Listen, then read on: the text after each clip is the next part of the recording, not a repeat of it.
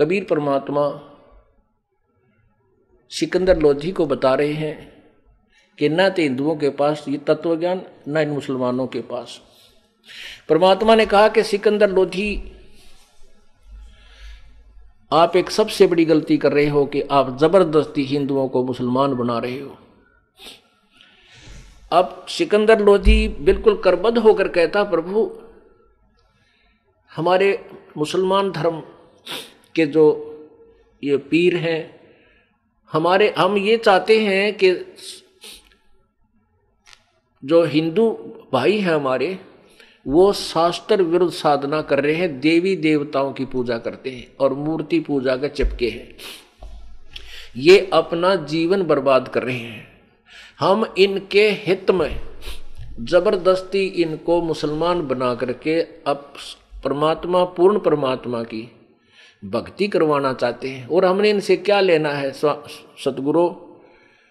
हम ये चाहते हैं हमारे भाई हैं, ये भी मनुष्य है, ये शास्त्र विरुद्ध साधना कर रहे हैं, देवताओं की पूजा करते हैं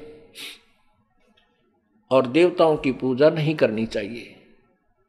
एक अल्लाह समर्थ पूर्ण परमात्मा की भक्ति से ही मोक्ष होता है। हम ये इसीलिए इनको मुसलमान बना रहे हैं कि इनका कल्याण हो जाए, और हमने कोई शौक नहीं है। पुण्यात्माओं, बहुत अच्छी बात थी यह। उनकी जो मुसलमानों का जो इरादा था, वो मुसलमान बनाने से कोई उनको उद्देश्य पूर्ति नहीं होती थी। उन्होंने ये मान रखा था कि हमारा जो ज्ञान है, हजरत मोहम्मद जी को जो कुरान प्राप्त हुई है, ये सुप्रीम ज्ञान है, इसके बराबर कोई ज्ञान नहीं। और ये हिंदू भाई बुतों की पूजा करते हैं, मूर्तियों की पूजा करते हैं, उन देवताओं की पूजा करते हैं जो इनको कोई लाभ हानि कर ही नहीं सकता। ये अपना जीवन व्यर्थ कर रहे हैं। पुण्यात्मा, ये सत्य है ये तो। लेकिन अब मुसलमान भाइयों को भी ना पता था, तुम भी डरे डोरे हो, तुम्हारे पास भी पूर्ण ज्ञान नहीं है। अब देखिए पवित्र गीता जी,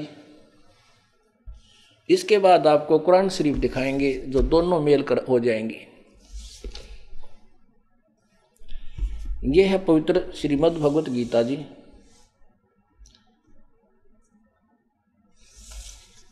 अध्याय नंबर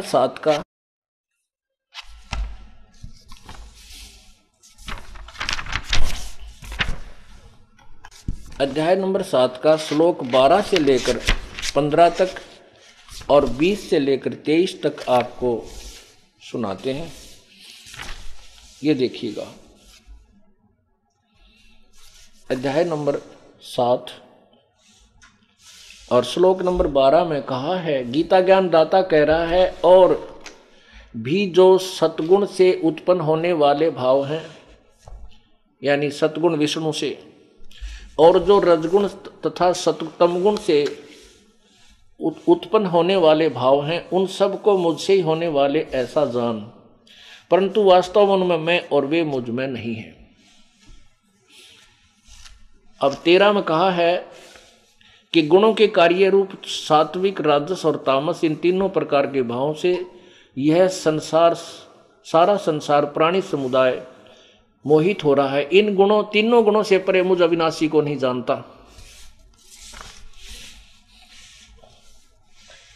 क्योंकि यह अलौकिक अर्थात अद्भुत, अति अद्भुत निर्गुण में मेरी माया बड़ी खतरनाक है, दुष्टर है।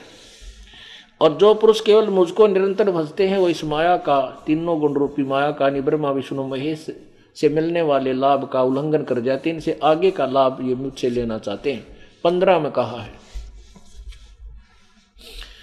माया के द्वारा अर्थात ब्रह्मा विष्णु महेश से जो मिल रहा लाभ, उसके द्वारा जिनका ज्ञान हरा जा चुका है, वे असुर यानी राक्षस स्वभाव को धारण किए हुए मनुष्यों में नीच और दूषित कर्म करने वाले मूढ़ लोग यानी मूर्ख मुझको, गीता ज्ञान दाता को नहीं बचते। आत्माओं, रजगुण ब्रह्मा है, सतगुण विष्णु, तमगुण शिव जी। ये आपने देवी पुराण में देखा और भी आपको दिखाते हैं। और ये अविनाशी नहीं है, नाशवान है, तीनों ब्रह्मा विष्णु महेश, इनकी पूजा भी नहीं करनी चाहिए हमने। ये देखिएगा, क्योंकि हमने पूर्ण मोक्ष चाहिए। ये है श्री देवी भागवत और प्रश्न नंबर 123 पे केवल आपको थोड़ा सा संकेत देंगे।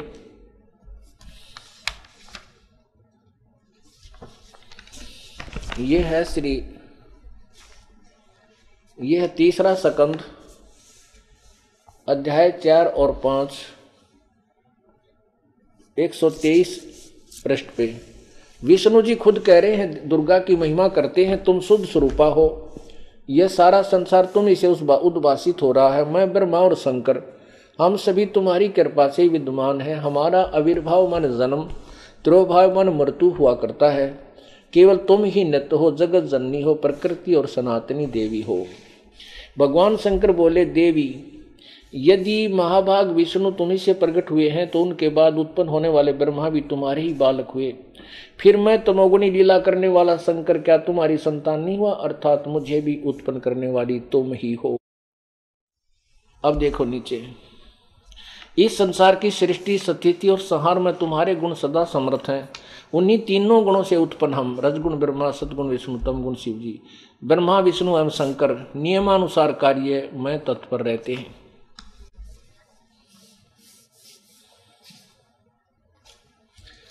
क्या सिद्ध हुआ कि रजगुण ब्रह्मा है, सतगुण विष्णु है और ये दुर्गा के पुत्र हैं और काल इनका पिता है।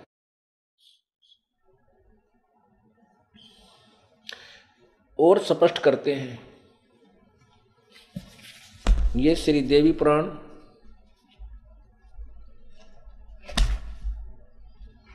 और तीसरा सकंद श्रीमद देवी भागवत सभाष्टिक हिंदी टीका सहित भाग 1।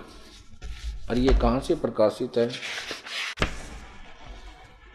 अथ श्रीमद भागवत सभाष्टिकम सैमात्यम, खेमराज प्रकाश, श्री कृष्णदास प्रकाशन, बंबई 4। इसके ये यहाँ पर देखिएगा, श्रीमद देवी भागवते भाषा टीका युक्ते तृतीय सकंद है प्रारंभते। अब तीसरा सकंद यहाँ से प्रारंभ होता है और इसके देखिएगा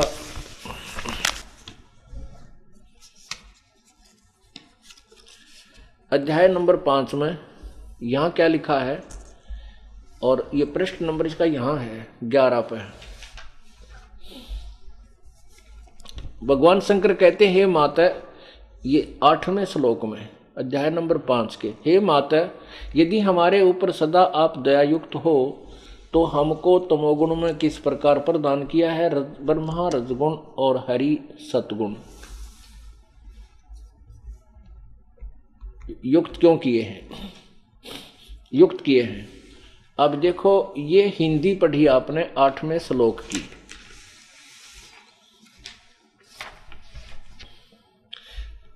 अब संस्कृत पढ़िए इसी 8वें श्लोक की, 7वां समाप्त हुआ, 8वां यहां पर है। यदि दया धर्मना न सदाम्बिके कथम अहम विहित तमोगुण, मुझे तमोगुण क्यों बनाया? कमल जय, कमल से उत्पन्न होने वाले ब्रह्मा को रजोगुण संभव है, और सुहित किमु सतोगुण हरि, और सतोगुण विष्णु को क्यों बना दिया और ब्रह्मा को रजोगुण क्यों बना? इससे सिद्ध हो गया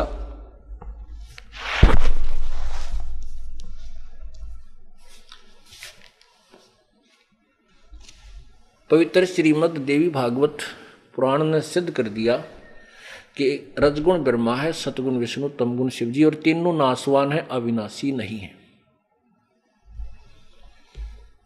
अब पवित्र गीता जी अध्याय नंबर 7 के श्लोक 12 से 15 में यही स्पष्टीकरण है, ये कोड वर्ड है, क्योंकि पवित्र गीता जी चारों वेदों का सारांश है, इसमें कोड वर्ड ज्यादा है। इसको समझने के लिए हमने अन्य सदग्रंथों का सहयोग लेना पड़ता है और साथ में तत्व ज्ञान से ही इसका निर्णय होता है।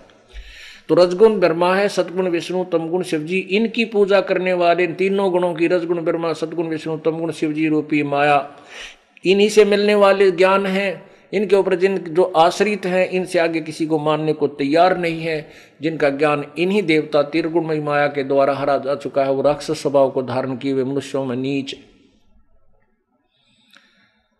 और दुष्ट कर्म करने वाले, ये मूर्ख मुझे भी ना बचते।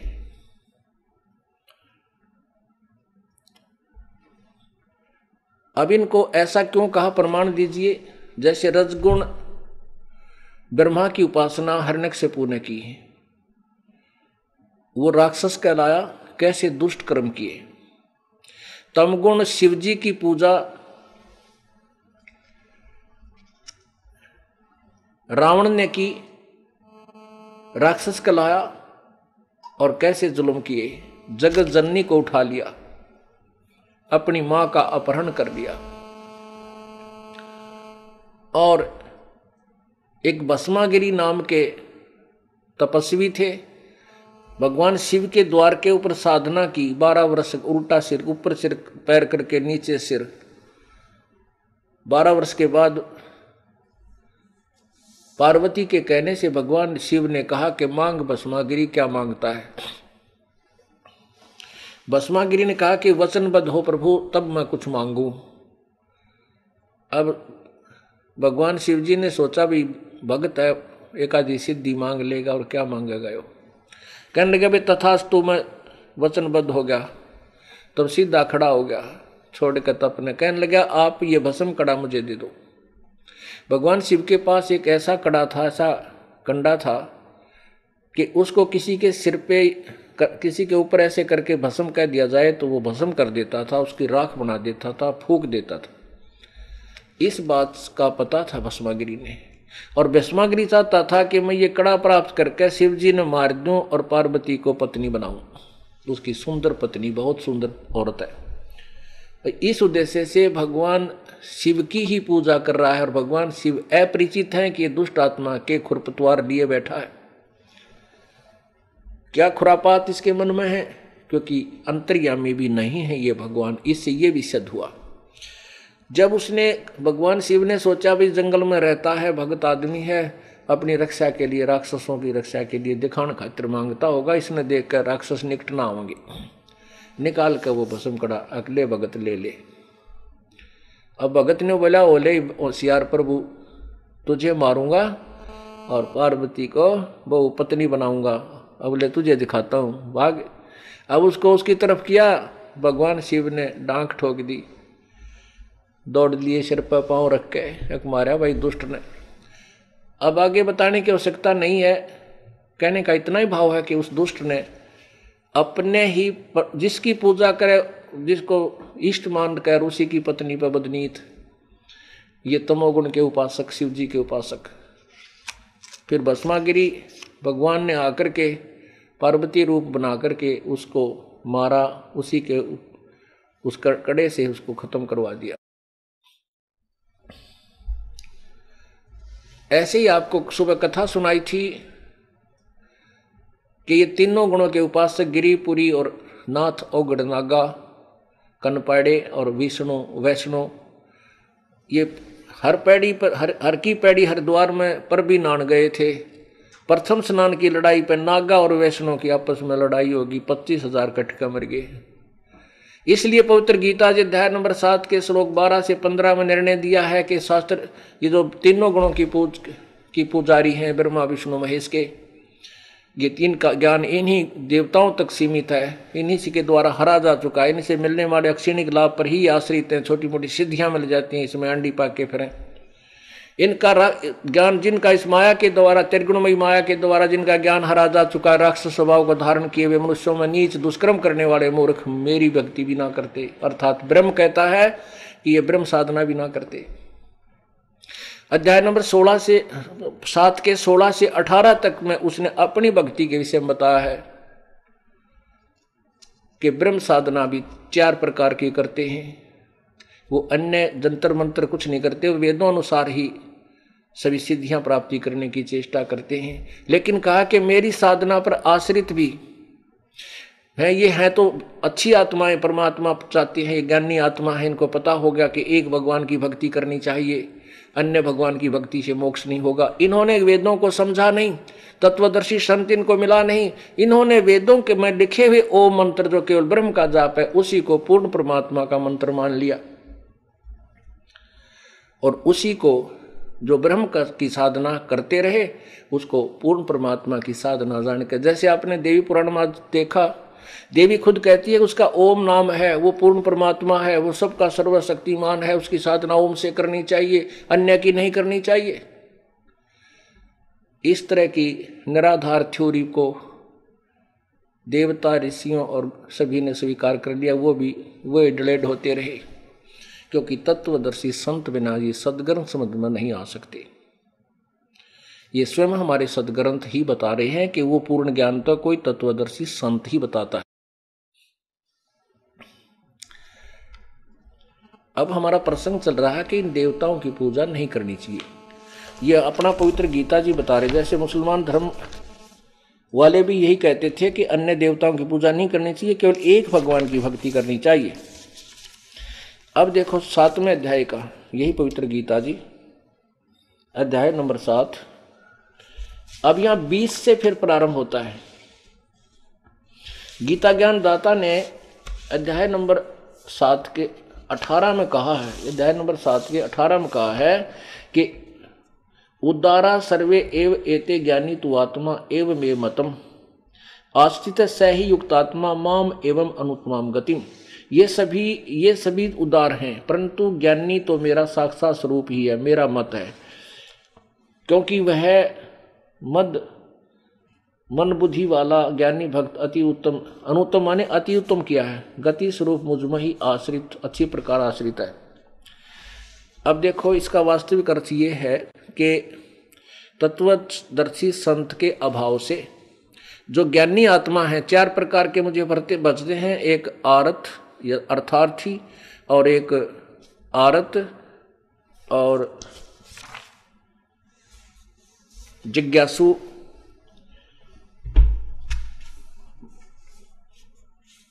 आरत, जिज्ञासु, अर्थार्थी और ज्ञानी, ये 4 प्रकार के मेरी भक्ति करते हैं। आरत वो होते हैं जो संकट निवारण के लिए वेदों के ही मंत्रों की आवृत्ति करके एक अपना जंतर मंत्र करते हैं। वो अन्य किसी साधना का सहारा नहीं लेते, जैसे जय गणेश देवा आदि इस तरह की आरतियां वो नहीं करते। और दूसरे अर्थार्थी जो धन लाभ के लिए कोई जंतर मंत्र करते हैं, वो भी वेदों के ही मंत्रों से करते हैं और किसी अन्य से नहीं।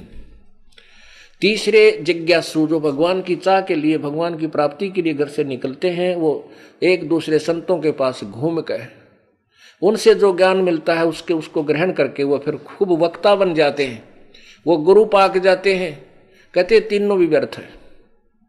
जो ज्ञानी है, ज्ञानी को ये पता चलता है कि मनुष्य जीवन बार बार नहीं मिलता और पूर्ण परमात्मा की भक्ति के बिना मोक्ष नहीं हो सकता, ना देवताओं की भक्ति से, ना कोई अन्य तीर्थ आदि के भ्रमण से। तो वो ज्ञानी आत्मा जो है वो है तो अच्छी आत्मा, लेकिन उसने वेदों को पढ़ा, तत्वदर्शी संत मिला नहीं, और ओम मंत्र को पूर्ण परमात्मा का जान कर और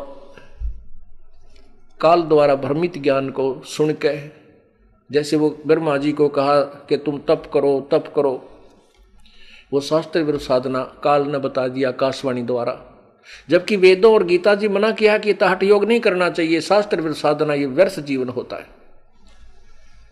तो इस तरह कहते वो ज्ञानी आत्मा है तो उदार है, लेकिन वो मेरे वाली ही घटिया अनुतम यानी ब्रह्म तक की साधना में ही आश्रित है, क्योंकि इसने अपने वाली साधना को अनुतम क्यों कहा? क्योंकि गीता जी अध्याय नंबर 4 के श्लोक 5 में कहा कि अर्जुन तेरे मेरे बहुत जन्म हो चुके हैं, तू नहीं जानता मैं जानता हूं। अर्थात इसे पूर्ण मोक्ष नहीं है, और पूर्ण मोक्ष बिना ये कर्म का दंड और ये दुख सुख नहीं मिट सकते, जो यहाँ के दुख हैं ये कट नहीं सकते। इसलिए कहता है कि मेरी साधना भी अनुतम है, घटिया है, व्यर्थ है, अश्रेष्ठ है। अब कुछ भाई यहाँ कहते हैं कि नहीं, भगवान अपने आप को अनुतम थोड़ा ही कह सकता है। ये तो अनुतम का अर्थ करते हैं कि जिससे उत्तम कोई ना हो। पहले तो पुण्यात्माओं, अनुतीर्ण का अर्थ फेल होता है और उत्तीर्ण माने पास। यदि अनुतीर्ण को कोई कहे कि जिससे कोई भी पास ना हो, जिसके बराबर कोई भी सफल ना हो, क्या वो अनुतीर्ण शब्द ठीक है? नहीं। अनुत्तम का अर्थ है कति घटिया, उत्तम माने श्रेष्ठ, अनुत्तम जो उत्तम ना हो। यदि हम ये सोचें कि यहाँ भगवान ने गीता ज्ञानदाता ने ये कहा है कि इसका अर्थ ये बनता है कि इससे श्रेष्ठ कोई नहीं है, लेकिन वो अपने से श्रेष्ठ और बताता गीता जी अध्याय नंबर 15 के मंत्र 1 से 4 में, और चौथे श्लोक में कहता है कि जब तत्वदर्शी संत मिल जा 15वें अध्याय में, उसके बाद उस परम पद परमेश्वर की खोज करनी चाहिए, जहां जाने के बाद फिर लौटकर संसार में कोई ये भक्त नहीं आते, और जिससे पूरे संसार की सृष्टि, पूरे संसार रूपी वृक्ष को विस्तार से प्राप्त हुआ, यानी जिसने सारे ब्रह्मांडों की सृष्टि की रचना की है। और मैं भी गीता ज्ञानदाता भी उसी की शरण में हूं, उसी की पूजा करनी चाहिए। 18वें अध्याय के 62वें श्लोक में कहा कि अर्जुन तू सर्वभाव से उस परमेश्वर की शरण में जा, जिसकी कृपा से तू परम शांति और शाश्वत स्थान यानी सतलोक को प्राप्त होगा, तेरा फिर जन्म नहीं होगा। तो इससे भी सिद्ध हो गया कि अगर गीता ज्ञानदाता अपनी को अनुतम कार्य या सर्वश्रेष्ठ कहें तो भी फेल है, तो व्यर्थ है, क्योंकि वो अपने से श्रेष्ठ किसी और को बता रहा है, वो भगवान कोई और है। गीता जी अध्याय नंबर 7 के मंत्र नंबर 29 में यही कहा है कि अर्जुन जो उस तत्ब्रह्म को और सारे आध्यात्मिक ज्ञान को और मेरे द्वारा बताए गए इस ज्ञान से उस तत्व ज्ञान को समझ लेगा, तत्वदर्शी संत के पास जाकर उसके बाद वो यहाँ की किसी चीज की इच्छा नहीं करता, वो केवल जन्म मृत्यु से छुटकारा पाने के लिए प्रयत्न करता है। गीता जी अध्याय नंबर 8 के मंत्र 1 में अर्जुन ने कहा परमात्मा किम तत्ब्रह्म, वो तत्ब्रह्म कौन है फिर आपसे भी ऊपर। 8वें अध्याय के 3रे श्लोक में कहा कि वो परम अक्षर ब्रह्म है। गीता जी अध्याय नंबर 15 के श्लोक 16 और 17 में 3 भगवान बताए हैं, क्षर पुरुष और अक्षर पुरुष। क्षर पुरुष ये ब्रह्म है, गीता ज्ञानदाता, अक्षर पुरुष ये परब्रह्म है। और 17वें श्लोक में कहा कि उत्तम पुरुष है तू अन्य, उत्तम पुरुष श्रेष्ठ भगवान सर्वश्रेष्ठ प्रभु, तो इन ऊपर वाले दोनों से भी अक्षर पुरुष और क्षर पुरुष से कोई और ही है।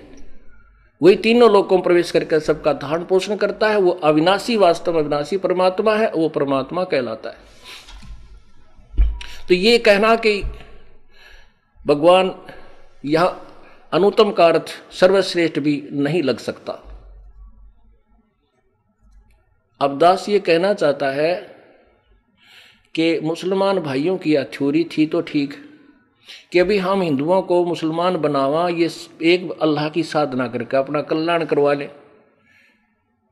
और वो क्या बता रहे हैं, वो हमारे सदग्रंथ भी यही कह रहे हैं कि देवताओं की पूजा नहीं करनी चाहिए।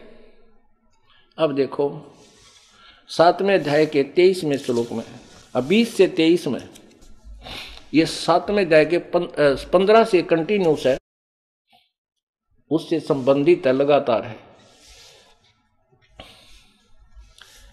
अब देखो 3 त्रिगुणमयी माया के द्वारा जिनका ज्ञान हरा जा चुका है, ये 15वां है 7वें का। पुनर्फिर पढ़िए,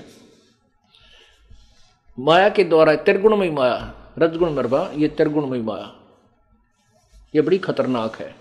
तो माया के द्वारा जिनका ज्ञान हरा जा चुका है, वो राक्षस असुर स्वभाव को धारण किए हुए मनुष्यों में नीच और दूषित कर्म करने वाले मूर्ख मूढ़ लोग मुझे भी नहीं बचते।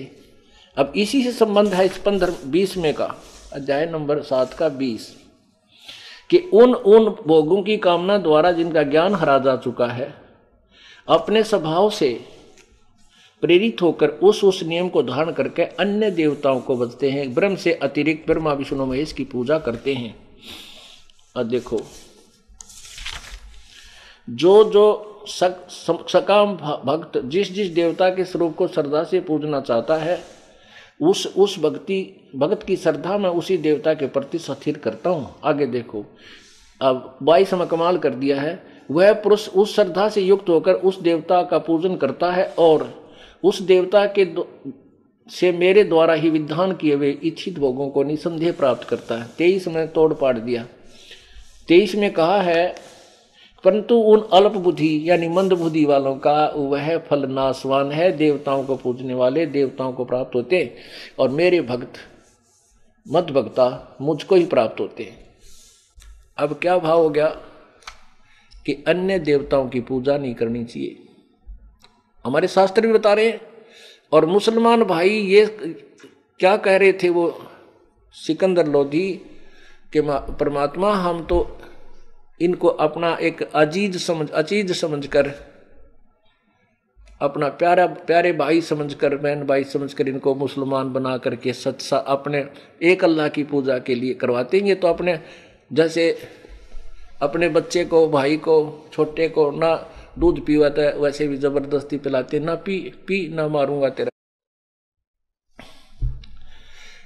और इंजेक्शन लगवाना हो तो भाई छोटे बालक ने भाई बहन या पिता माता ले जाते हैं, जबरदस्ती लिटाकर उसके कुल्ले में इंजेक्शन लगवाते हैं, इसका रोग कट जा, जान बच जा। मुसलमान कह रहे हैं कि हम इस उद्देश्य से इनको मुसलमान बना रहे थे हिंदुओं को। परमात्मा कहने लगे ले तुम्हारी भी, तुम्हारा शास्त्र, तुम्हारा ज्ञान भी तुम्हारे आगे रख देता हूं। अब देखो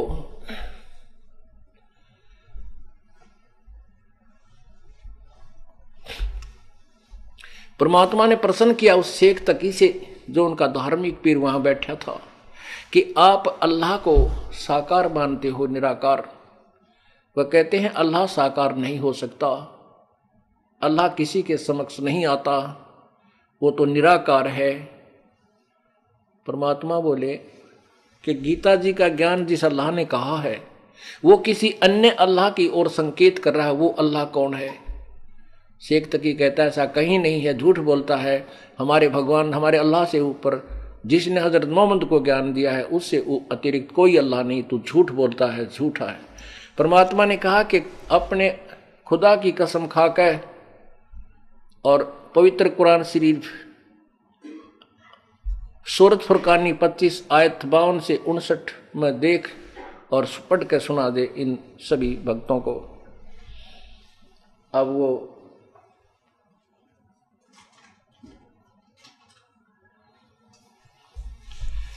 पीर जी ने तुरंत कुरान शरीफ उठाया और लगा उसमें चश्मे लागा पढ़ने, देख गहराई से। अब देखिएगा, आपको पढ़कर सुनाते हैं पवित्र कुरान शरीफ। यह है कुरान शरीफ, इसके विषय में लिखा है, यह वह इल्हामी किताब है जिसमें संदेह की कोई गुंजाइश नहीं है। इसमें जो लिखा है वो फाइनल है। मुतरजम है, यहाँ है शास्त्रीय अरबी पद्धति पर नागरी लिपि में अनुवाद सटीपन, इसका ये अर्थ है ब्रासिया। रूपांतरकार हैं नंद कुमार अवस्थी और शेरवानी संस्करण। ये कहाँ से मिला है, कहाँ से प्रकाशित है, ये देखिएगा। ये वही कुरान शरीफ, ये वह इल्हामी किताब है जिसमें कोई संदेह की गुंजाइश नहीं। शास्त्रीय अरबी पद्धति पर नागरी लिपि में शेरवानी संस्करण। प्रकाशक है लखनऊ किताबघर, मौसम बाग, सीतापुर रोड, लखनऊ। इसमें आप देखिएगा,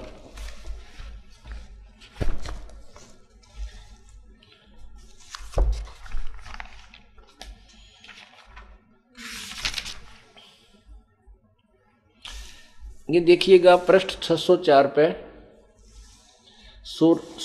कुरान शरीफ सूरत फुरकानी 25, और ये देखिएगा लास्ट में 52, ये यहाँ पर 52 नंबर आयत है, यहाँ से हम पढ़ेंगे। पहले ये पूरी यहाँ लिखी हुई है, ये देखिएगा। ये है ओरिजिनल लैंग्वेज भाषा में, और इसी लैंग्वेज का हिंदी में लिखा है।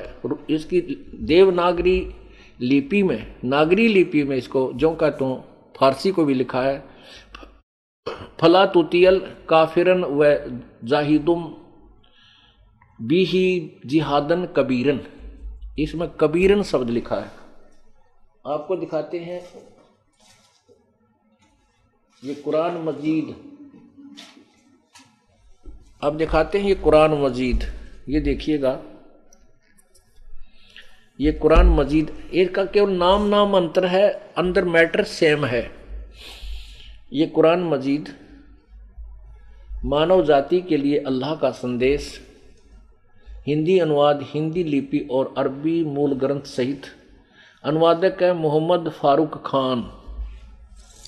इसमें देखिएगा ये कहाँ से प्रकाशित है।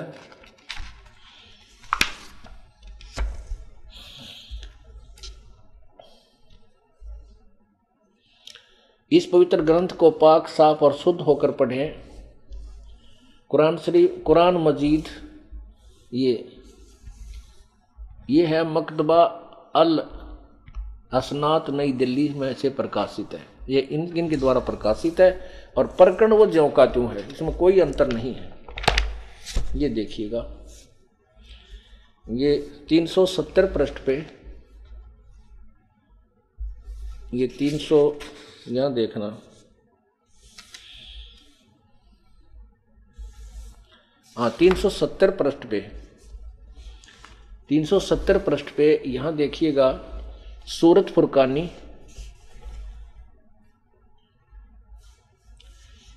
इन्होंने इस पे नंबर 25 नहीं लिखा है।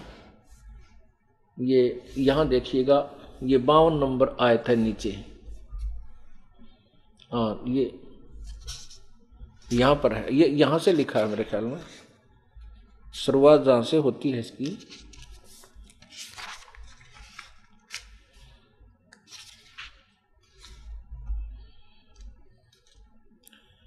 इसमें ये इन्होंने थोड़ी सी भूल होगी है, सूरत फुरकानी का नंबर नहीं लिखा है इन्होंने। तो यहाँ देखिएगा, अमवेटर देखेंगे वो ज्यों का त्यों है। ये देखिए 52 में, ये 370 पृष्ठ पे, और वही आयत नंबर 52 है। क्या लिखा है? फला तुतियल काफिरन न व जाहिदुम बिही जिहादन कबीरा। इसमें स्पष्ट कबीरा शब्द है। अब इसको कबीरा कहो चाहे कबीरन कहो, इसका अर्थ कबीर ही है। ये 52 नंबर है। तो काफिरों की बात न मानना और इस कुरान से तुम उनसे बड़ा जिहाद करो। बड़ा माने ये कबीर का अर्थ बड़ा कर दिया इन्होंने। और आगे देखो, अब ये 58 में, 58 ये 57 में है, ये 58 है, 58 इसमें ये खबीरा शब्द है, उसमें खबीरन है कुरान शरीफ में, और 59 में भी ये खबीरा है, 58 में भी खबीरा, उसमें कबीरन और खबीरन है। और ये देखिएगा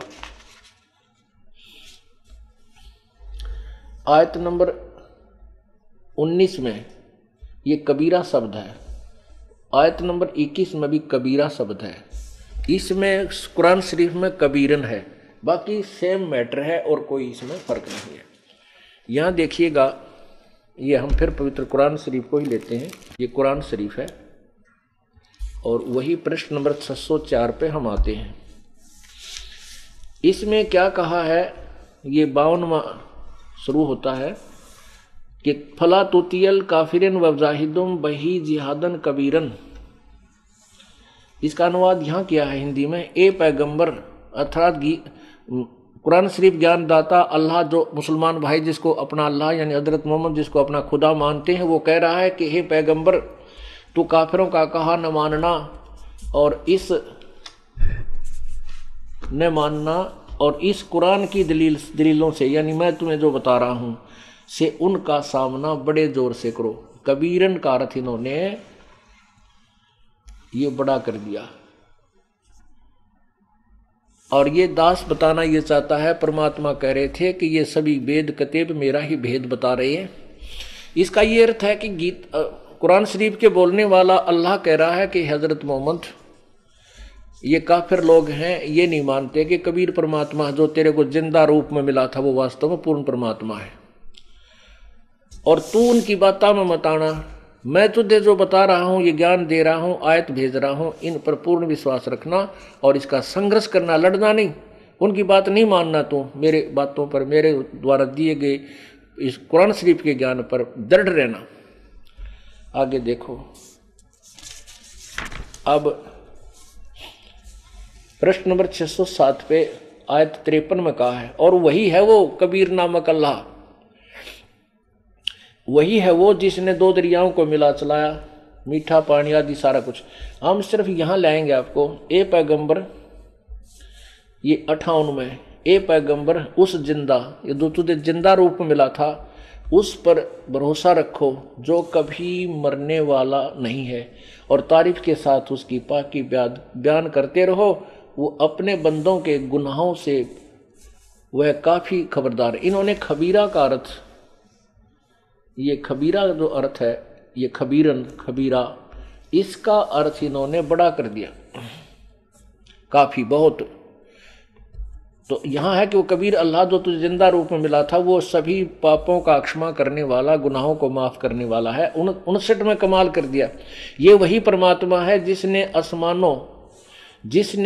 आसमानों और जमीन और जो कुछ उनके बीच में है सबको 6 दिन में पैदा किया, फिर तख्त पर जा बिराजा। वह अल्लाह बड़ा, वह है अल्लाह कबीर है। बड़ा का अर्थ कबीर हम लिख देते हैं, वह अल्लाह कबीर रहमान है। जो तो उसकी खबर किसी बाखबर इल्म वाले से पूछ देखो। ओहो, अब उस शेख तकी ने, उस स्वार्थी ने पढ़ते लिया सच्ची बात है या तो तूने कभी ध्यान भी ना दिया इस बात पे। अब वो स्वीकार करे तो जूते पड़े। मुसलमान लोग ने के तू झूठ बोला है, अभी तक तो तुम ये कहा करते, आज कह रहे हो कि सचमुच कोई हमारे अल्लाह से भी ऊपर कोई अल्लाह है, उसके विषय में कुरान शरीफ वाला अल्लाह भी नहीं जानता। तो उनकी पिटाई हो है कि ये 800-700 वर्ष तुमने यही ज्ञान दिया हमारे को। अब परमात्मा कहते हैं कि जो हजरत मोहम्मद जिसे अपना भगवान मानते हैं, और आप जी भी कहते हो कि जो आयत का ज्ञान है वो परमात्मा अल्लाह द्वारा ही सीधा दिया गया है, चाहे वो फरिश्तों के माध्यम से, चाहे उन्होंने उस किसी प्रकार ऊपर से आकाशवाणी करके, या उसने उसके अंदर किसी देवता पितर में प्रवेश करके बोला, वो ज्ञान अल्लाह का ही है। तो उस कुरान शरीफ बोलने वाला अल्लाह तो कह रहा है कि उसकी खबर किसी बाखबर से पूछ देखो। इससे सिद्ध हुआ कि तुम भी पूर्ण परमात्मा की साधना नहीं कर रहे। तुम्हारा भी भगवान जो अल्लाह तुम्हारा है वो पूर्ण मोक्षदायक नहीं है, तुम भी डरे ढो रहे हो।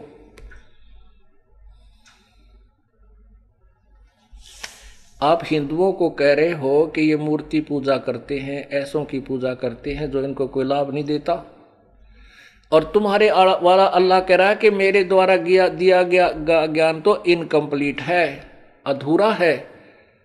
हम इसको गलत नहीं कह रहे, तुम्हारे ज्ञान को परमात्मा बोले ये इनकम्प्लीट है और पूर्ण मोक्ष बिना गुजारा आपका हो नहीं सकता। अब पसीने आ गए उसके पीर का, लेकिन उनकी एक यही दाल गलगी कि ये अनपढ़ है, क्या जाने, ये अक्षर ज्ञान युक्त नहीं है, ये झूठ बोलता है, ऐसा कुछ नहीं लिखा कुरान शरीफ में। परमात्मा बोले कोई बात ना, समय आओगा जो बतावांगे तुम्हारे को कुरान शरीफ में क्या लिखा है। अब वो समय आ गया प्यारी आत्माओं।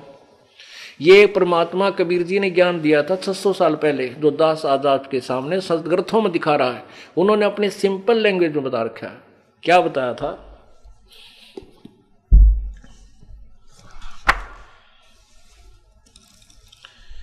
बिलो मान विस्तार बिला का, नोज उदर गर संजम जाका, जाके भोग मोहम्मद आया, नोज उदर घर मोहम्मद जाया। ऐसा ज्ञान मोहम्मद पीरम, ऐसा ऐसा जान मोहम्मद पीरम, जिन मारी गऊ शब्द के तीरम। शब्द फेर जवाई, जिन गोसत नहीं भाख्या हंसा राख्या। ऐसा पीर मोहम्मद भाई।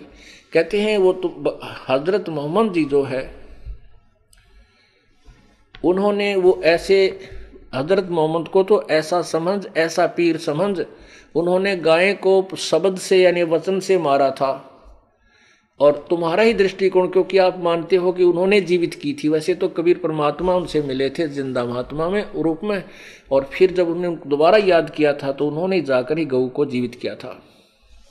तो और शब्द फेर जवाई, जिन गोसत नहीं खाया, ओए उन मांस नहीं खाया हजरत मोहम्मद ने, और वो जीव बचा दिया, फिर जीवित कर दिया। ऐसे पीर मोहम्मद भाई। वो तो ऐसे पीर थे, तुम नकली पीर, झूठ बोलते हो, तुम गलत गुमराह कर रहे हो मुसलमान प्यारी आत्माओं को।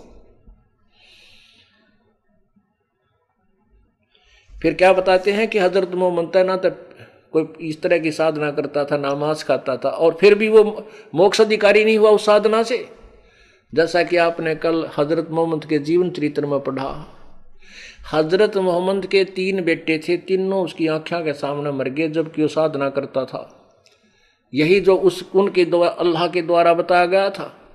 और अंत में उनकी मृत्यु हुई, भयंकर पीड़ा से, बुखार से बेहोश हो जाता था।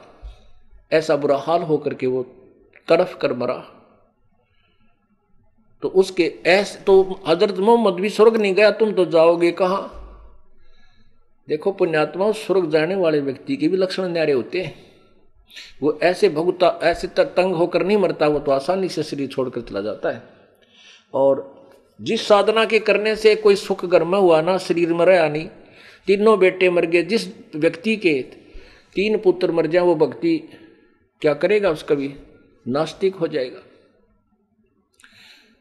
पुण्यात्मा, ये काल का भयंकर जाल है। एक जबरील नाम के देवता ने फरिश्ते ना करके हजरत मोहम्मद को जबरदस्ती काल का ज्ञान जबरदस्ती पढ़ाया, गला घोट घोट कर पढ़ाया। आपको अभी 2 मिनट दिखाते हैं। ये दास अपनी ओर से नहीं कह रहा, ये इन सदग्रंथों में लिखा हुआ, उन्हीं के सदग्रंथों में लिखा हुआ जो विवरण है आपके समक्ष कर रहा है।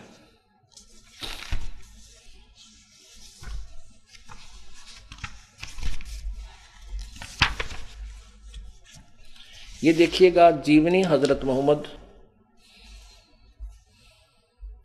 सल्लल्लाहु अलैहि वसल्लम। ये मोहम्मद इनायतुल्लाह सुभानी ये इसके अनुवाद करता है। जीवनी हजरत मोहम्मद सल्लल्लाहु अलैहि वसल्लम, मोहम्मद इनायतुल्लाह सुबानी, अनुवादक नासिम गाजी फलाही और प्रकाशक हैं मरकजी मकतबा इस्लामी पब्लिशर्स नई दिल्ली।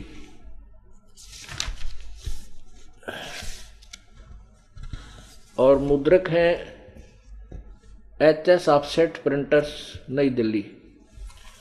ये देखिएगा, इसकी 68 पृष्ठ पे लिखा है, इस तरह रमज़ान के कुछ दिन बीत गए। एक दिन आप यानी हजरत मोहम्मद सल्लल्लाहु जी गुफा में आराम कर रहे थे। सुबह का सुहाना समय था। अचानक एक फरिश्ता दिखाई दिया, बहुत ही खूबसूरत और हसीन फरिश्ता। हाथ में हसीन रेशम का एक टुकड़ा भी था। बोला पढ़ो। आप सल्लल्लाहु अर्थात हजरत मोहम्मद घबरा गए। फरमाया मुझे पढ़ना नहीं आता। आप हजरत मोहम्मद को ऐसा महसूस हुआ जैसे वह गला घोंट रहा हो और शरीर को भींच रहा हो, और फिर छोड़ दिया और कहा पढ़ो। फरमाया मुझे पढ़ना नहीं आता। फरिश्ता कह रहा है गला घोंट कर के पढ़, फिर छोड़ दिया, गला घोंट कर फिर छोड़ दिया, भींच रहा हो शरीर को, फिर छोड़ दिया, कहा पढ़। फरमाया मुझे पढ़ना नहीं आता। फिर आप सल्लल्लाहु अर्थात हजरत मोहम्मद को महसूस हुआ वह गला घोंट रहा है और शरीर को भींच रहा है, फिर छोड़ दिया और कहा पढ़ो। आप हजरत मोहम्मद को अंदेशा हुआ कि वह फिर गला घोटेगा और इस बार और जोर से भींचेगा। फरमाया क्या पढ़ूं? बोला पढ़ो अपने रब के नाम जिसने पैदा किया इंसान को खून की फुटकी से। पढ़ो तुम्हारा मेहरबान रब ही जिसने कलम से सिखाया इंसान को कुछ सिखाया जो उसे मालूम न था, कुरान। फरिश्ते के बताने पर आपने पढ़ा, पढ़ते ही याद हो गया। अब डरता क्या नहीं करता रहे। फिर चित्त पर अंकित हो गया। फिर फरिश्ता चला गया। आप उठ खड़े हुए। भय से दिल बैठा जा रहा था, घबराहट से चेहरा उतरा हुआ था। आप सहमी निगाहों से गुफा में हर तरफ देखने लगे। हैरानी और घबराहट की हालत थी। दिल में सोचने लगा, अभी मुझसे किसने बात की है? ये कौन मुझे पढ़ा गया? फिर तेजी से गुफा से बाहर आए। आप सल्लल्लाहु हजरत मोहम्मद जी को पूरा विश्वास हो गया कि यह जिन्न का असर है और जिस बात का डर था वह सच साबित होकर रही। आप अल्लाह सल्लल्लाहु यानी हजरत मोहम्मद पहाड़ी की घाटियों से गुजरने लगे। पूरा शरीर थर थर काँप रहा था। दिल में बार बार ख्याल आता, शुरू में जो स्वप्न दिखाई दिए था वह बिल्कुल सच्चे निकले। उनसे बहुत सी नई बातें मालूम हो गई। जिस चीज की तलाश थी वह खुलकर सामने आ गई, लेकिन वह कौन था जो अभी यहाँ खड़ा था, वह कौन था जो पढ़ने के लिए कह रहा था। अचानक आवाज आई, मोहम्मद। आप सलल चौंक पड़े, घबरा कर सिर उठाकर देखा तो फरिश्ता आदमी की सूरत में खड़ा था और वो पुकार रहा कर कह रहा था, मोहम्मद तुम अल्लाह के रसूल हो और मैं जिब्रील हूँ। आपकी घबराहट और बढ़ गई, डर के से रोंगटे खड़े हो गए, भय से कदम रुक गए, कभी दाईं तरफ देखते कभी बाईं तरफ। यह सूरत आंखों के ओझल हो, लेकिन जिधर देखते वही दिखाई देता, जिधर मुंह करते वहीं मौजूद होता। आगे बढ़ा, पीछे हटें, नजर नीचे करें, ऊपर उठाएं, हर तरफ वो हर जगह वही फरिश्ता दिखाई देता। अब इसको ज़्यादा ना पढ़ूं क्योंकि समय इतना ही होता है। अब यो कुरान शरीफ का ज्ञान ऐसे दिया गया हजरत मोहम्मद को, गला घोंट घोंट कर डरा के धमका के पढ़ इसने। और फिर कहते हैं, परमात्मा बता रहे हैं कि पीर जी आप आदम जी की संतान कहलाते हो, आदम जी को आप अपना सुप्रीम मानते हो, ईसाई और मुसलमान धर्म वाले। अब आपके उस हजरत मोहम्मद की क्या दुर्गति, वो हजरत आदम की क्या दुर्गति हुई वो दिखाता हूं। हजरत मोहम्मद जी कह रहे हैं कि एक दिन जबरील देवता आया और मुझे एक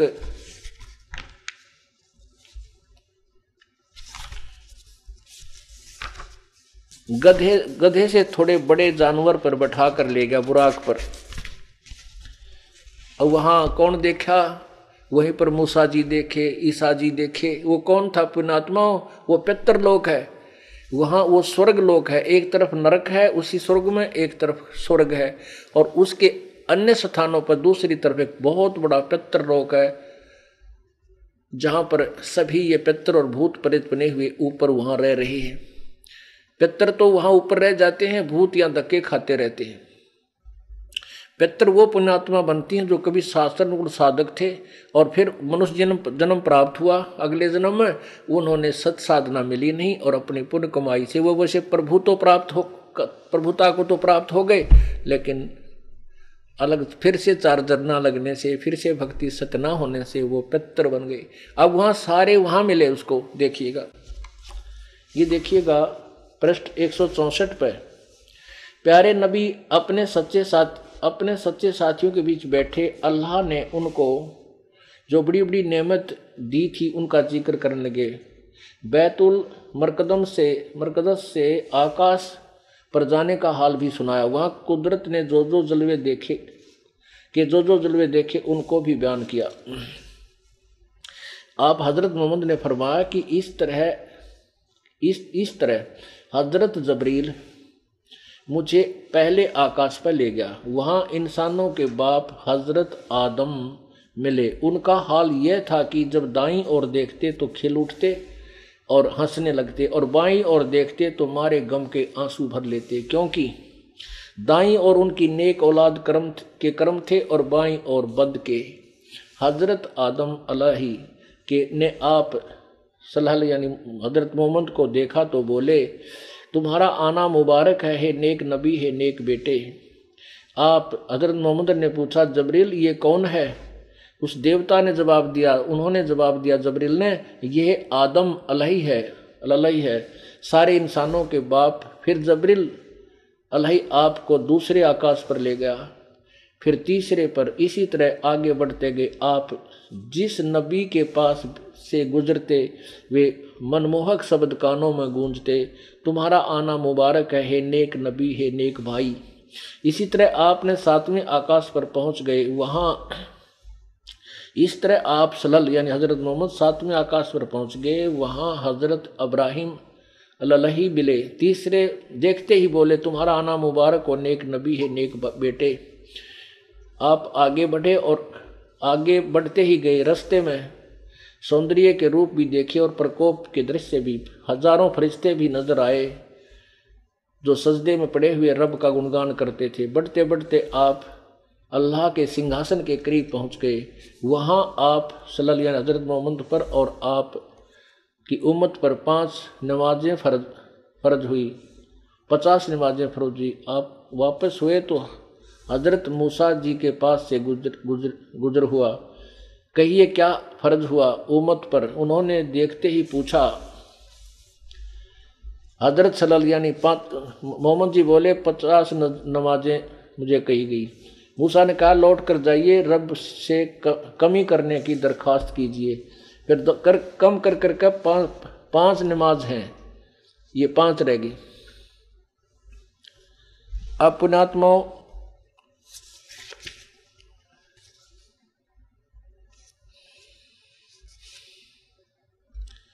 एक 161 पृष्ठ पर देखना, जो दास बताना चाहता था वो पूरा हो जाएगा कि प्यारे नबी सल्लल्लाहु हजरत मोहम्मद, आज रात बुराक नामक एक जानवर आया, उस पर बैठकर मैंने बैताल कद मरकादस की सैर की। वहाँ पहुँचा तो नबियों की जमात देख आई, उनमें अब्राहिम भी थे, मूसा और ईसा भी थे।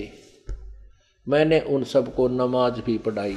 अब देखो हजरत मोहम्मद जी क्या बता रहे हैं कि वहाँ मैंने ईसा जी को भी देखा, मूसा जी को देखा, अब्राहिम को देखा, जो इनके यहाँ बहुत अच्छे नबी हुए हैं, और कहता मैंने उनको नमाज पढ़ाई।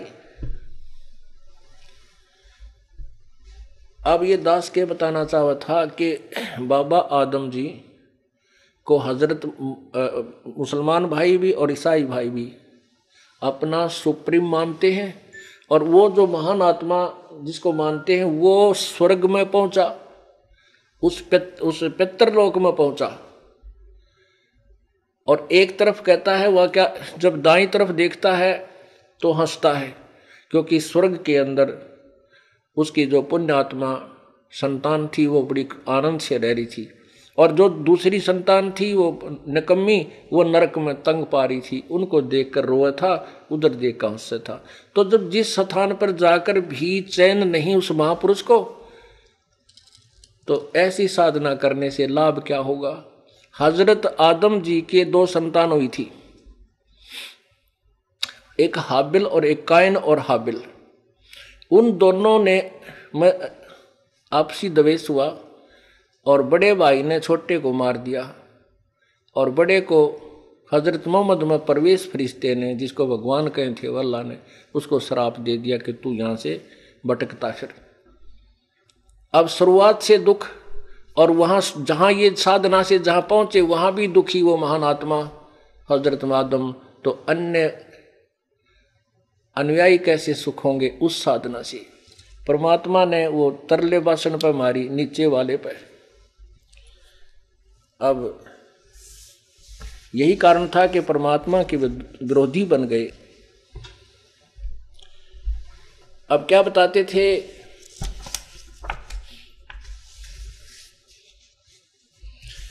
परमात्मा ने कहा कि वो साधना करो जिससे तुम्हारे पाप ना बने और पूर्ण मोक्ष हो, वो बाखबर मैं आया हूं। परमात्मा कबीर जी कहते हैं, जो तुम्हारी कुरान शरीफ के अंदर तुम्हारा अल्लाह कह रहा है कि उस परमात्मा की खबर बाखबर से पूछो, वो बाखबर मैं हूं, और मैं ही वो अल्लाह अकबर हूं, वो बड़ा भगवान मैं ही हूं, मैं अल्लाह कबीर मैं ही हूं। अब ये बात कह दे तो भाई कालजा पाट जाए। अब सिकंदर लोधी तो चस्का नहीं बोल रहा, नहीं तो नो बैठा कहा जी, क्यों उसके सामने तो ऐसे अनहोनी कर रखी, लेकिन वो शेख फरीद का तेल जैसे छींटे लगे, वो अंदर ही फूल रहा था। और परमात्मा वहाँ बैठे हजारों की संख्या में सत्संग सुना रहे थे हिंदू और मुसलमानों को। ऐसी बैत पढ़ो रे भाई, उल्ट वजूद अजूद अकल घर जाई। ओह अकल घर, उस घर पहुंच जाएंगे जहां जाने से कभी फिर जन्म नहीं होगा, कभी कष्ट नहीं होगा, सदा सुखी रहेंगे। तो ऐसी साधना करो मेरे भाई।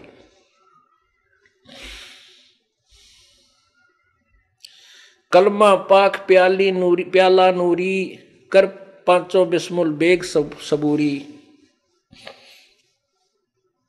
काफिर कुफर करे बद फैला, इस खाने से हो मन मैला। तो बद फैल करते हो, मांस काटते हो, गाय काटते हो हैं, और बकरे काटते हो। हजरत मोहम्मद जी ने तो बकरा शब्द से मार कर जीवित कर दिया था। हजरत मोहम्मद जी ने गाय को शब्द से वचन से मारकर जीवित कर दी थी, तुम करके दिखाओ। एक समय एक गुरु चेला चले जा रहे थे। गुरुजी बोला, भाई चले तू मेरे ते एक स्टेशन पाछा रहिए, और जहां मैं रुकूं वहीं तू रुकना, जहां मैं खाना खाऊं उसी होटल पर या घर में तू खाना खाना। रास्ता तय हो गया, इन गांवों से गुजरते हुए हम चलेंगे। चेला उस रात को पिछले स्टेशन पर ठहरे, गुरुजी अगले स्टेशन पर पूरा निर्धारित थे। एक स्टेशन पर वो गुरुजी रुके, होटल पर खाना खाने लगे। उसने पूछा, भाई सब्जी क्या की है, रोटी क्या बना रखी है? होटल वाला बोला, भाई मांडे संडे महात्मा जी, मांडे संडे। महात्मा बोला, लिया भाई मांडे संडे लिया था। उसने रोटी, मांडे रोटियों को बोलते हैं, सांडा एक नेवले जैसा प्राणी होता है, उसकी सब्जी बना रखी थी। महात्मा को ज्ञान नहीं था, उसने वो मांडे और संडे खा लिए, चला गया। और पीछे वो चेला आया, चेला भी उसी होटल पर रुक गया और वहीं खाना खाया। क्यों? पता कर गया वे गुरुजी कहाँ खाना खाया। होटल वाले बोले से पूछा, भी रोटी क्या की है? कोई मांडे और संडे। अब चेला बोला, मेरे गुरुजी ने क्या खाया भाई? अब ये मांडे संडे खाए। अब नहीं, हमारे गुरुजी तो मांस नहीं खाते। कि ना भाई खाए। वो बोला, लिया भाई मैं भी खा लेता हूं फिर तो। अब वहां जाकर के गुरु चेला जब इकट्ठे हुए, कहने लगे, बेटा तने उस होटल पर क्या खाया? उस गुरुजी को पाछे पता चल गया कि भाई वो तो मांडे संडे थे। उसको पता लग गया चेले को, ये तो भाई मांस है। तो बोला, जी आपने मांडे संडे खाए, मैंने भी मांडे संडे खा लिए। तो गुरुजी बोला, निकम्मे मन तो बेरा नहीं था, ये संडे के हमने सोचा कोई सब्जी होगी, और तेरे तो पता था, तने क्यों खाया? उन्होंने बोला, जी मेरा भी जी कर गया, और आपने कहा भी मैं जो खाना खाऊं वहाँ खाइए। मैंने ये थोड़ा कहा था मैं जहाँ खाना खाऊं वहाँ खाइए, लेकिन जो खाऊं वो मत खाइए, ये थोड़ा है। मुझे मेरे से गलती होगी तो मुझे पाप नहीं, तूने जानबूझ के खाया तुझे पाप है। और तू चल, मैंने खा लिया। क्या करा शिष्य गुरु ने? ऐसे करके एक सांडा, 2 सांडा की सब्जी खाई थी, ऐसे करके बाहर निकाल दिया, सांडा जीवित करके भेज दिया। दूसरा फिर नु काट दिया, वो दोनों चले गए। इन्हें बोले, तू कर जीवित। नहीं कर सकता। तो कहने का भाव ये है कि जैसे हजरत मोहम्मद जी ने कहता, फिर तूने खाने का भी अधिकार नहीं था।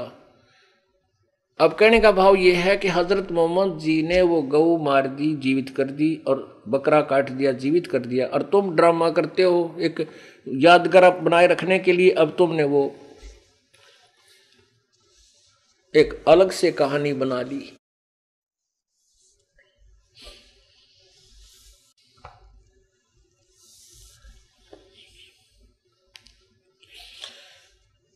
ऐसी बैत पढ़ो रे भाई, अकल उलट अजूद अकल घर जाई।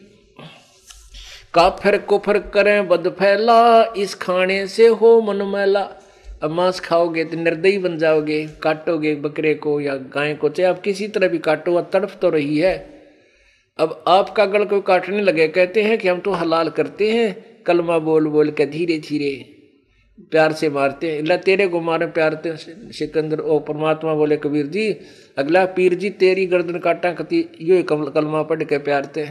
आ बैठे उल्टा सर कहने को क्यों बकवाद करता है? अरे अपनी जान जा जब तो बकवाद, और दूसरे जीव को तुम मार रहे हो, तो इससे कहते तुम भक्त नहीं रहोगे, निर्दयी बन जाओगे। काफर कुफर करें बद फैला, इस खाने से हो मन मैला।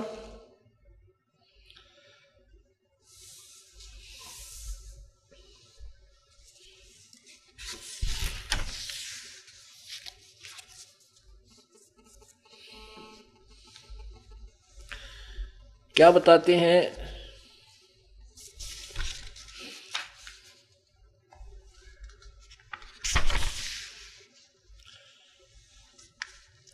ना थे हिंद मुसलमाना, राम रही न दुआ सलामा। जो चेते तिस भिष्ट पठावा, बिस्मल को दो जिखलावा। होते नबी मोहम्मद पीरा, जाको मुर्शिद मिले कबीरा। कबीर आदरणीय गरीबदास साहिब जी कह रहे हैं कि होते नबी मोहम्मद पीरा, जिनको मुर्शिद मिले कबीरा। शंकर दीप में आन चिताया, शब्द मैल का भेद लखाया। कौन मोहम्मद मजहब तेरा, रब की रूना की जय हेरा।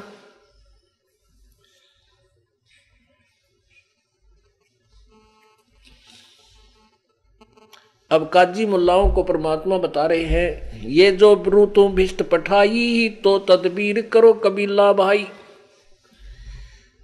अब कभी क्या कहता वो हजरत, वो पीर जी क्या कह रहे थे शेख तकी, कि हम तो इस बकरे को और गाय की रूह को हलाल करके बिस्मिल करके स्वर्ग भेज देते हैं। परमात्मा कहते हैं अगर तुम्हारे कलमा पढ़ने से और ऐसे गर्दन हलाल करने से परमात्मा प्राप्ति हो, तो पशुओं का नंबर कोई नहीं आन दे। पहले तो जैसे कोई प्लाट मिलते हो और क्यों अधिकारी हो, पहले तो अपने रिश्तेदार ने देगा, आजा फटाफट ले, वो कौन बकरा नंबर आन दे। तो ऐसे ही यदि ये तुम्हारी छोरी सही हो कि ऐसा करने से ये रूह यानी आत्मा बकरे और गाय की स्वर्ग चलेगी, तो तुम अपने परिवार के किसी सदस्य को और या अपने को ऐसा करके दिखा दो, हम मान जाएंगे ये तुम्हारी थ्योरी सही है।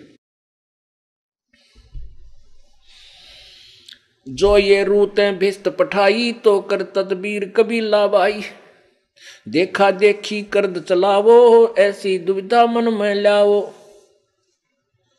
कैसा दीन चलाया भाई, सकल रू का दर ठकुराई। उसका दर की रू ना पेखी, पकड़ पछाड़ी कदर करद गल छेकी।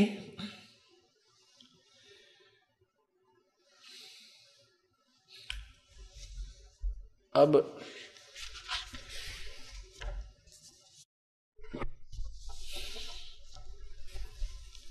परमात्मा ने उनको बहुत ही अच्छे ढंग से समझाया और क्या बताया,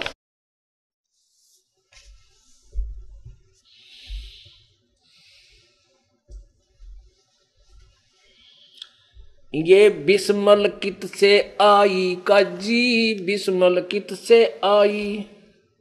भाई तात बोलो राम खुदाई। जा ममड़ी का दूध पीवत हो, दही घरत बहु खाई। जाको फिर तुम हलाल करत हो, लेकर करद कसाई। ओए जिस माँ का गाय का तुमने दूध पिया और खूब घी और मलाई खाई, और फिर उस माँ को तुम कत्ल करत हो, लेकर करद कसाई।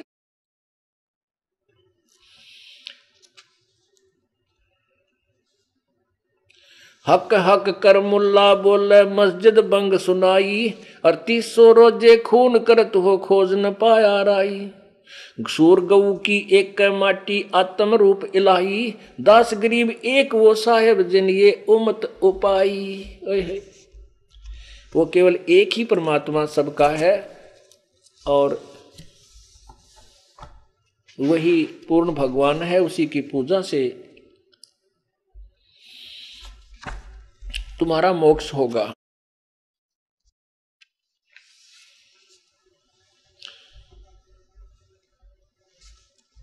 दिल ही अंदर हुजरा काजी, दिल ही अंदर हुजरा। कर ले उस साहिब से मुजरा, उस साहिब से मुजरा कर, जिसमें कुरान शरीफ के का ज्ञान दाता अल्लाह भी कह रहा है कि वो परमात्मा तो 7 दिन में सृष्टि रच कर तख्त पर जा बैठा, उसकी खबर किसी बाखबर से पूछ ले। कहते हैं उस साहिब का मुजरा करो जो तुम्हारी कुरान शरीफ में संकेत है। तुम कुरान शरीफ का आदेश भी पालन नहीं कर रहे हो। 70 काबे देख नूर के, खोल केवाड़ी झांकी। ताप पर एक गुमज है, जा पंथ डगरिया बाकी। हक हक कर मुल्ला बोले, काजी पढ़े कुराना। जिनको कहाँ दीदार, जो काटे गला बिराना। उनको भगवान कहाँ दर्शन देगा जो दूसरे का गल काटते हैं। हक हक कर मुल्ला बोले काजी पढ़े कुराना। और जिनको का दीदार, जिनको ओ दीदार कहा जो काटे गला बिराना। अरस कुरस पर अल्लाह तकत है खालिक बिन नहीं खाली। वे पैगंबर पाक पुरुष थे साहिब के अब्दाली। मोहम्मद को नहीं गोसत खाया गऊ न बिस्मल कीती। एक बार कहा नबी मोहम्मद ता पर एती बीती। नबी मोहम्मद नमस्कार है राम रसूल कहाया। 1,80,000 को सोगद जिन नहीं कर चलाया। वे ही मोहम्मद वो ही वे ही मोहम्मद वे ही महादेव वही आदम वो ब्रह्मा। दास गरीब दूसरा कौन है देख अपने घर में। अब परमात्मा क्या बताते हैं कि जो हजरत मोहम्मद जी थे ये शंकर जी के उपासक थे पहले। और जैसे आपने गीता जी में सुना है कि जो पहले जन्म में जो जैसा साधक था शास्त्र विरुद्ध, वो वर्तमान में भी वो उसी तरह का साधक होता है। शंकर जी की उपासना करते थे, ये शंकर के कोई गण थे। और फिर ये नीचे आए तो फिर भी वही कसक इनके अंदर थी, प्रभु की चाह थी। तो काल के 2-3 फरिश्तों ने उनको गुमराह कर दिया।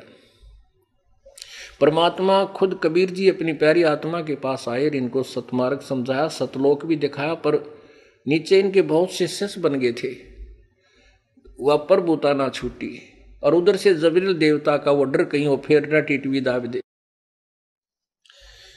इस कारण से अपरमात्मा क्या कहते हैं, अगर तुम साधक हो अपने शरीर में देखो।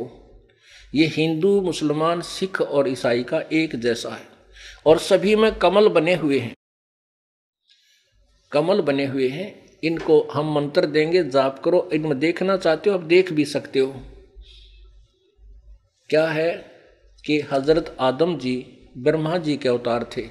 वो ब्रह्मा जी के उपासक थे, ब्रह्मा जी के लोक से आए थे। वो पुण्यात्मा थी, पिछले जन्मों के संस्कार उनके भक्ति युक्त थे, लेकिन भविष्य की साधना उनकी ठीक नहीं बनी। क्या कहते हैं, वही मोहम्मद वही महादेव और वही आदम वो ब्रह्मा।